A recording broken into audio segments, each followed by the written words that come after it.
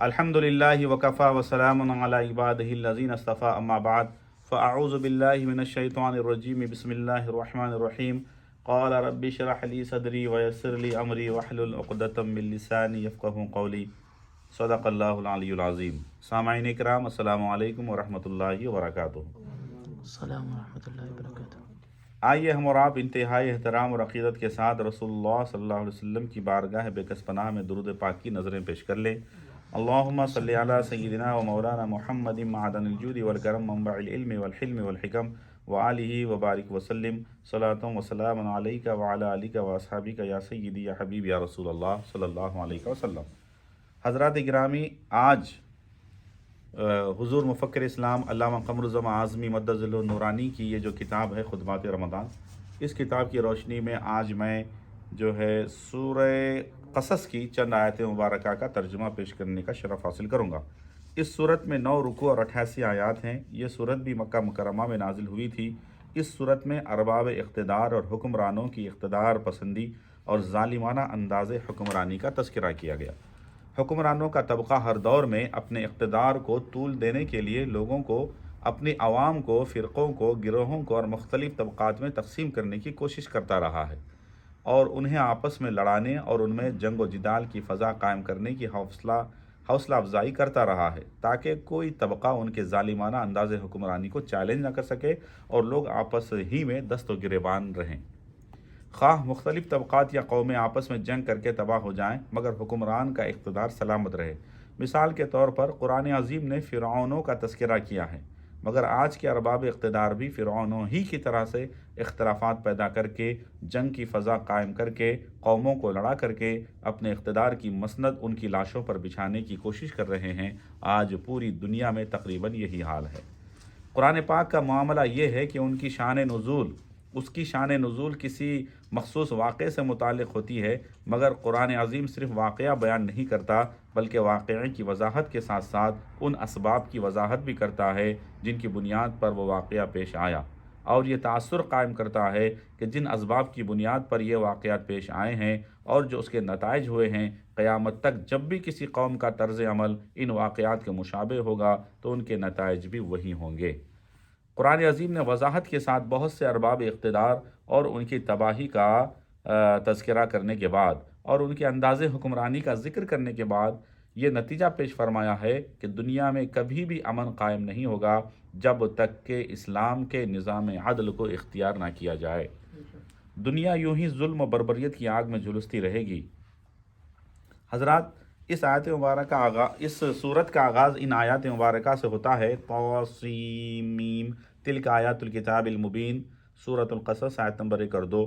ये आयात हैं उस रोशन किताब की जो पैगम्बर आज़म पर नाजिल की गई।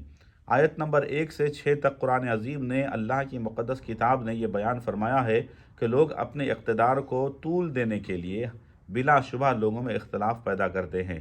फ़िरऔन को बतौर नमूना पेश किया है। कुरान ने फ़िरऔन का अंदाज़ हुक्मरानी और ज़ालिमाना तर्ज़ हुकूमत के तज़किरा करने के बाद कुरान अज़ीम ने उसके इक़्तिदार को चैलेंज करने और उसको फ़ना करने और ज़मीन पर निज़ाम अदल कायम करने के लिए हज़रत मूसा अलैहिस्सलाम की विलादत, उनकी परवरिश, उनकी हिजरत और फ़िरऔन से मुकाबला और फिर फ़िरऔन की ग़रक़ाबी और बनु इसराइल की कामयाबी का तफ़सील से तज़किरा किया है। चूँकि यह तज़किरा मुख्तलिफ़ मकामात पर किया जा चुका है, इसलिए मैं तफ़सील में नहीं जाना चाहूँगा। सिर्फ़ ये बताना चाहूँगा कि फ़िरऔन को उसके नजूमियों ने यह बताया था कि बनु इसराइल में एक बच्चा पैदा होगा जो बड़े होने के बाद तुम्हारे इक़्तिदार को चैलेंज करेगा और तुम्हारा इक़्तिदार सल्ब कर लेगा। फ़िरऔन ने यह फ़ैसला कर लिया कि बनु इसराइल में कोई बच्चा पैदा होने के बाद ज़िंदा न रखा जाए। चुनांचे उसने ऐसी औरतें मुक़र्रर कीं जो बनु इसराइल के घरों में जाकर उन औरतों का जायज़ा लेतीं और जो उम्मीद से होतीं, और जब बच्चा पैदा होता तो उसे फ़ौरन मार दिया जाता। अपने इक़्तिदार को बाकी रखने के लिए हज़ारों बच्चों को उसने कत्ल करवाया।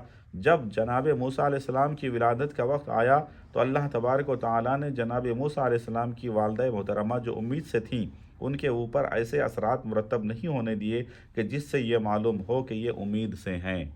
औरतें आती रहीं और जाती रहीं, लेकिन जब जनाब मूसा अलैहिस्सलाम पैदा हुए तो उनकी माँ बहुत खौफज़दा हुई कि अब तो मेरे इस बच्चे का कत्ल कर दिया जाएगा।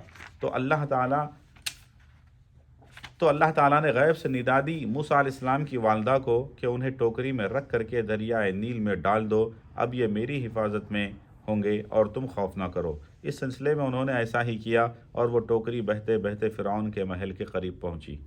فرعون اپنی بیوی کے ساتھ دریا کا نظارہ کر رہا تھا۔ اس نے دیکھا کہ کوئی چیز بہتی ہوئی آ رہی ہے۔ اس کے نوکروں نے نکالا تو دیکھا کہ خوبصورت پھول اس ٹوکری کے اندر کھلا ہوا ہے۔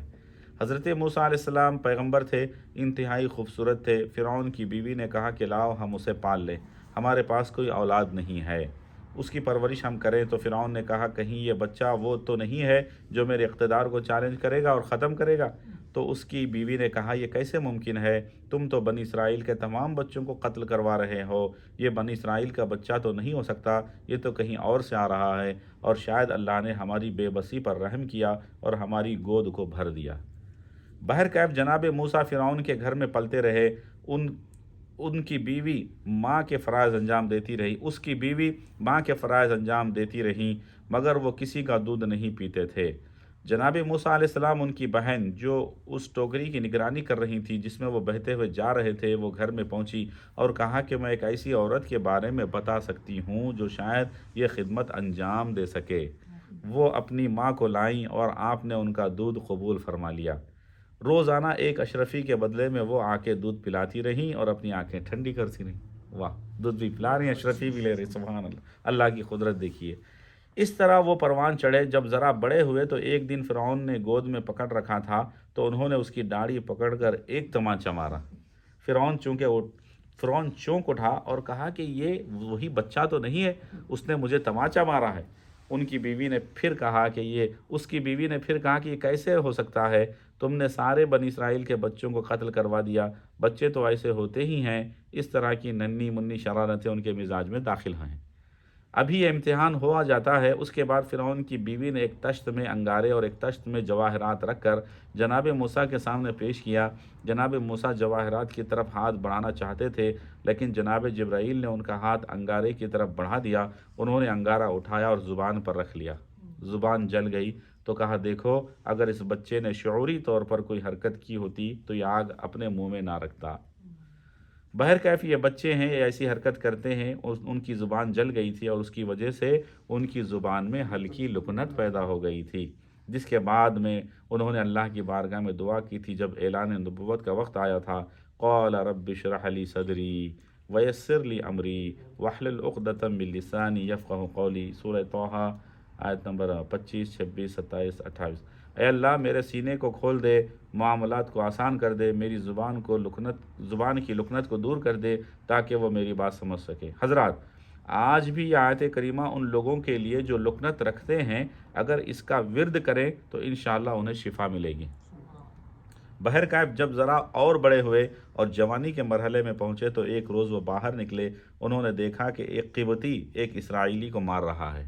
ایک قبطی ایک اسرائیلی کو مار رہا ہے، اور یہ عام طور سے ہوا کرتا تھا کہ وہ مظلوم تھے اور یہ حکمران طبقے کا نمائندہ ہوتا تھا۔ تو قبطی جہاں بھی پاتے تھے وہ اس مظلوم طبقے کو مارتے اور سزا دیتے تھے، جیسے کہ آج بھی دنیا میں مظلوموں کے ساتھ ایسا ہی ہو رہا ہے۔ آج کا فرعون بھی اور اس کے ماننے والے مظلوموں کے ساتھ یہی سلوک کر رہے ہیں۔ اسرائیلی نوجوان نے انہیں مدد کے لیے آواز دی۔ جناب موسیٰ نے گھونسا مارا۔ یہ قتل کے ارادے سے نہیں مارا تھا، مگر بہت طاقتور تھے، وہ مر گیا، وہ قبطی مر گیا۔